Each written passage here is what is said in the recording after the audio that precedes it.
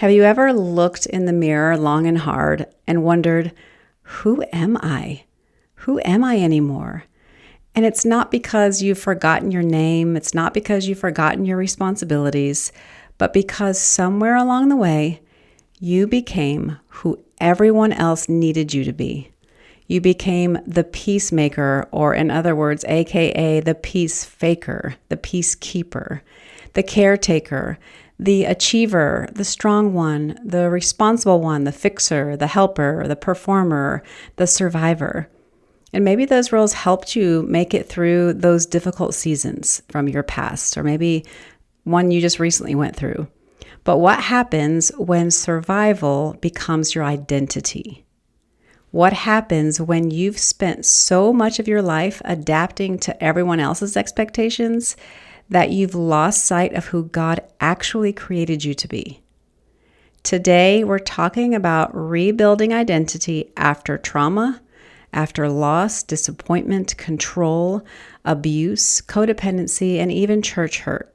Because healing isn't just about recovering from what happened to you, it's about remembering who you are. Turn up the volume, go grab that cup of coffee, and let's dive in. Welcome to the Happy Family Coach Podcast, your guide to rewriting the story of your family's legacy. I'm Danielle Alvarez-Greer, here to help you navigate the twists and turns of family life, faith, and personal growth.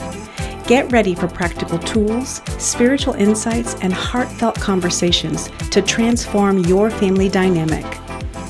Welcome to the Happy Family Coach Podcast, where real-life challenges meet real solutions.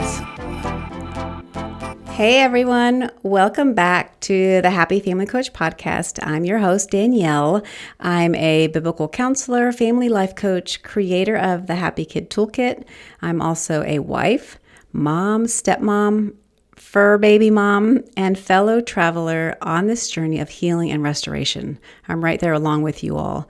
So last week in episode 120, we talked about reclaiming your voice. We discussed what happens when unhealthy systems, whether that be controlling relationships, family dysfunction, spiritual abuse, or even fear, cause us to silence parts of ourselves. But today I want to take that conversation one step deeper, because after we begin finding our voices again, many other questions often emerge, deeper questions. More vulnerable questions. Questions like this: who am I now? Who am I apart from what happened to me? Who am I apart from the trauma, the abuse? Who am I apart from what others expect of me? Who am I apart from my pain? Who am I apart from my performance? Who am I apart from the role I've always played? And perhaps most importantly, the question, who does God say I am? Who does God say you are? Y'all, I still wrestle with that question. If I'm being completely honest, I still have days where maybe I feel lousy and I love to think, and ponder, Lord, who do you say I am? Sometimes I forget. We get identity amnesia, as Paul Tripp calls it. So if you are asking that question, you think there's something wrong with you, you're weird, please, that is a lie from Satan. It is perfectly normal to continue to wrestle with that. Who does God say I am? Who does God say you are? So let's jump in to the first segment, which I've titled, Survival is Not Identity. One of the greatest mistakes we make is confusing our survival strategies with our identity. Survival strategies being the things we did to keep ourselves safe, to protect ourselves, to defend ourselves, to keep us from harm. That might be the defense strategies or strongholds, what the Bible calls strongholds. I apologize if you can hear my dogs barking in the background. So let me say that again. Survival strategies are not our identity. Many of us, as I said, developed coping mechanisms or defense strategies long before we knew we were developing them. As children, we simply adapted. If dad was angry, maybe you became hypervigilant. If mom was overwhelmed, you became a caretaker. If conflict felt dangerous, maybe you became the people pleaser. If you felt powerless, you learned to control. If you felt unseen, you learned to perform. These adaptations often helped you survive. But what helps you survive, what helps you and us survive, isn't always what helps us thrive. And if we're not careful, we will start believing things like, this is who I am. And I'm saying no. No, this is how you learn to survive. It is not who you are. It's how you learn to survive. And there is a difference, a huge difference. And if you've been listening to my podcast for some time now, then you have had a glimpse into my life, my story. If you haven't, I would strongly encourage you to go back to the very first episode 1, where I just share my story, how I became the Happy Family Coach, why, how God led me to start this podcast, et cetera, et cetera. But I'm going to give you a little insight into my background, into my story for intensive purposes. So for much of my life, I believed that my value came from being capable, being the best, being good enough, being strong, responsible, productive, helpful. I didn't realize how much of my identity had become wrapped up in proving my worth. That was my daily bread. That was my daily, that was how I strived to prove my worth. I just wanted so badly to not be the bad girl. I wanted to prove that I was a good girl. I wanted to prove my worth. So growing up in a home filled with anger and instability, there was a lot of domestic violence and a lot of adultery that my father committed. There was drug and alcohol addiction. I learned very early that being good felt safer than being needy. Being responsible felt safer than being vulnerable. Being productive felt safer than being weak. And while many of those qualities aren't inherently bad, right? Being responsible, being productive, that's not bad. But they became dangerous when they started defining me. Because eventually God began showing me something. My identity was never supposed to be built on my performance. It was supposed to be rooted in Him. So the next segment I've titled The False Identities We Carry. So many people spend decades living from false identities. I did. I didn't meet Jesus until I was 30, 31. So some of us who have been living with these false identities for decades, some sound like this. I am the strong one. I am the responsible one. I'm the fixer. I am the rescuer. I am the peacekeeper, aka peacemaker. I am the successful one. Look at me. I'm the victim. I'm the failure. I'm the disappointment. I am the black sheep. I am the problem. I am the one nobody notices or wants. Y'all, these identities often begin in childhood, yet they follow us into adulthood. And here's what's important. Even negative identities can become familiar. And sometimes familiar feels safer than freedom, but it always leads to bondage because freedom requires us to let go of stories we've believed for years. All right, let's keep moving forward. So the next segment is I've titled What the Happy Kid Toolkit Reveals. So one reason so many people, children and adults alike, resonate so deeply with the Happy Kid Toolkit is because it helps expose the difference between identity and our survival strategies, our coping strategies, our defense strategies, and strongholds. So let's look at the 3 unhealthy roles. If you listen to episode 119 and episode 120, I go into more depth on these roles. So if you haven't, I would suggest you start with episode 119. In this sort of series that we're talking about. So let's look first at the bossy helper. The bossy helper believes, I matter when I'm needed. I'm here for others. My needs aren't important. They rescue. They fix. manage, overfunction, carry everyone else's responsibilities. But beneath that behavior is often a deeper fear. What's the fear, you ask? If I stop helping, will anyone still value me? Y'all, that's not identity. That's a survival strategy. All right, let's look at the helpless baby now. The helpless baby believes, I matter when others take care of me. They learn to avoid responsibility. They feel powerless. They stay stuck. They wait for a rescue. But beneath the behavior is often fear. What if I'm not capable? Again, that's not identity, that's survival. And what about the blaming bully? The blaming bully believes, I matter when I'm in control.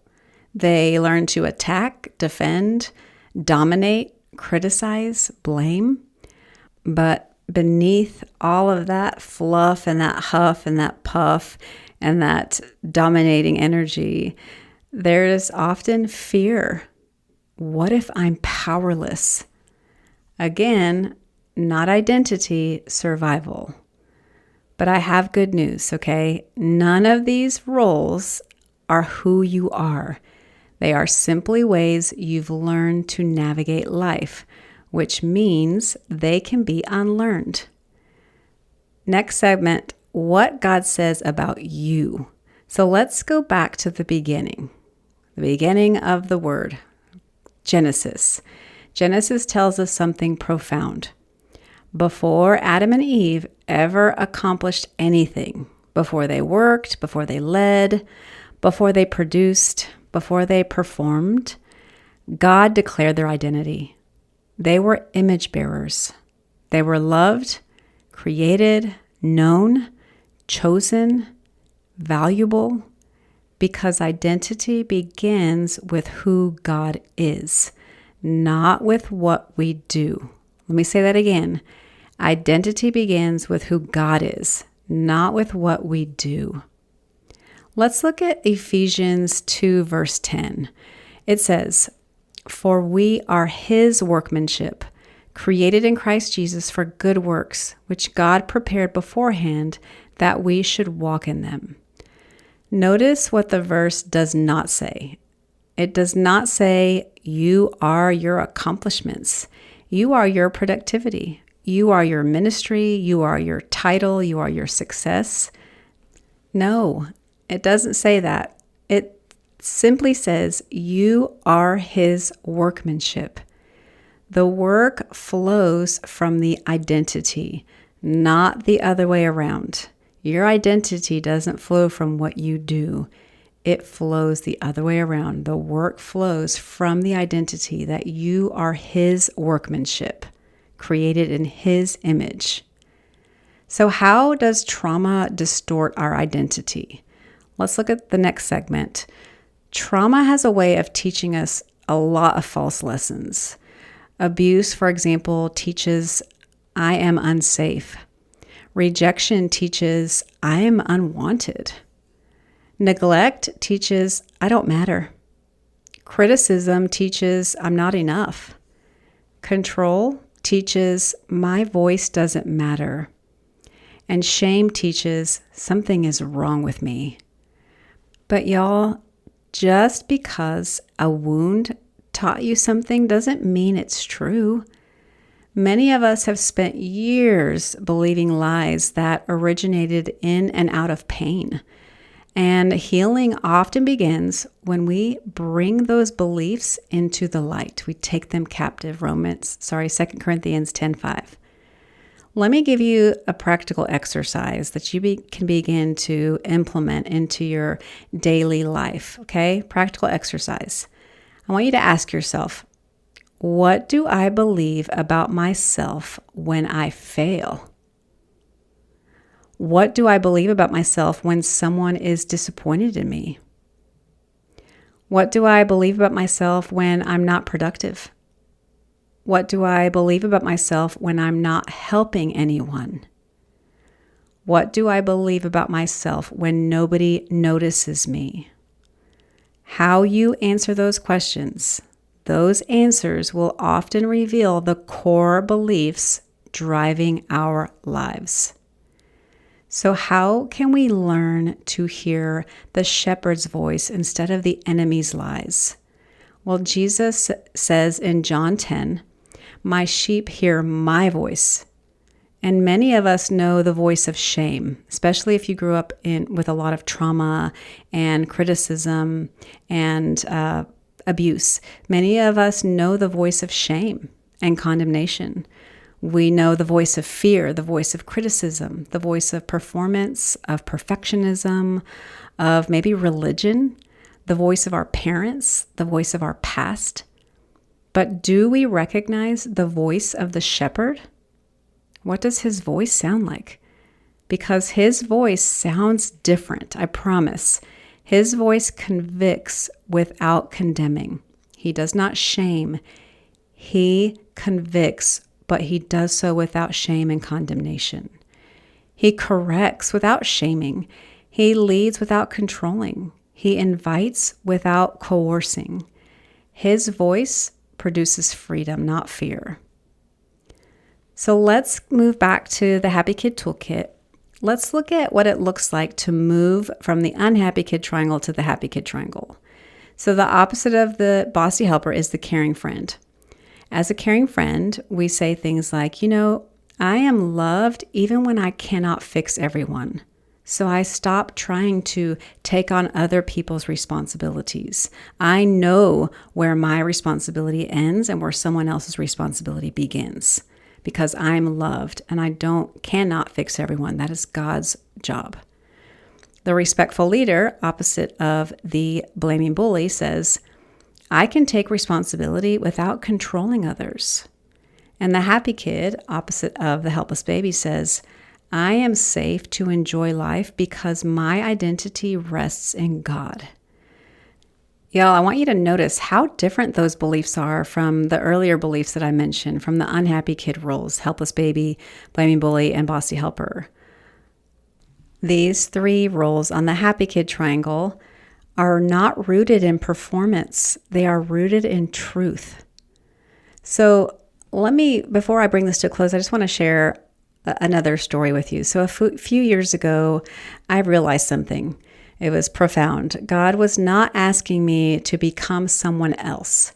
He was inviting me to become who He created me to be all along. Not the fearful version, not the performing version of Danielle, not the proving version, but the surrendered version, the healed version, the daughter of the King version. The woman who no longer needed to earn what God had already freely given me. And maybe that's where some of you are today. Maybe you're at the place where you're finally exhausted from having to prove your worth, exhausted from proving.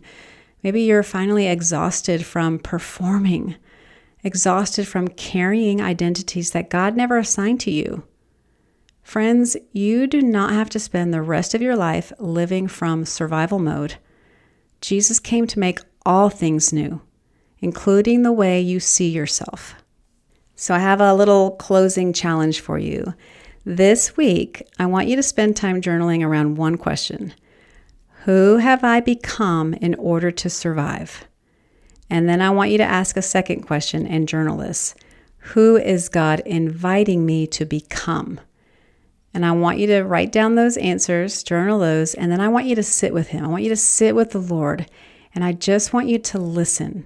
Hear your shepherd's voice. I want you to reflect, and then I want you to pray. And while you're spending this intimate time with the Lord, I want you to let Him begin untangling what was formed through pain from what was created through purpose, through His purpose for you. Okay, y'all, if today's episode resonated with you in any way, I want to encourage you to take the free Discover Your Go-To Position on the Unhappy Kid Triangle quiz. You can find the link directly to that quiz in today's show notes at the bottom of today's episode, wherever you're listening, whatever major platform you're listening to. You'll just scroll down and you will see the link there. Many people spend years trying to change behaviors without understanding the deeper beliefs driving them. The quiz can help you identify your default survival pattern and then begin moving toward the healthier roles of the happy kid, caring friend, and respectful leader. Again, you can find the link in today's show notes. And if you're looking for deeper support through counseling or family coaching, I would love to walk alongside you if you would be interested. I meet via Zoom or in person in my office in Chattanooga, Tennessee. You can book a session or learn more about my services by going to my website, happyfamilycoach.com/services. Ladies, I have an upcoming Renew and Restore Women's Healing Retreat. My next one is this summer, 2026. It is going to be held in Joshua Tree, California. If you're listening to this and you've already missed the deadline for that, or you've already missed that, it's come and gone, look out for, I always have a retreat in the fall and then also in the winter. So be sure to go to my website, happyfamilycoach.com/events to find out which retreat is coming up, and you can go ahead and register for it there. You can also join my email list because I frequently send out coupons or discount codes for things like retreats and workshops. You can also learn more about the Happy Kid Toolkit. You can purchase one there and learn more about it on my website. I love to connect with you all. Continue to send me DMs. Continue to send me emails, Danielle@happyfamilycoach.com, and send me the encouragement. Send me your thoughts. Send me podcast topic episode requests. I love hearing from you all. I'm so encouraged and blessed by all of you who take the time to listen weekly. Thank you guys so much for spending this time with me today. Until next week, I want you to remember this. Your identity is not your trauma. Your identity is not your performance. Your identity is not your role. Your identity is not your past. Your identity is found in Christ alone, and that changes everything. Let me close with this scripture from the Word, Romans 12:2. Be transformed by the renewing of your mind. I love you all. God bless you. I will see you next week.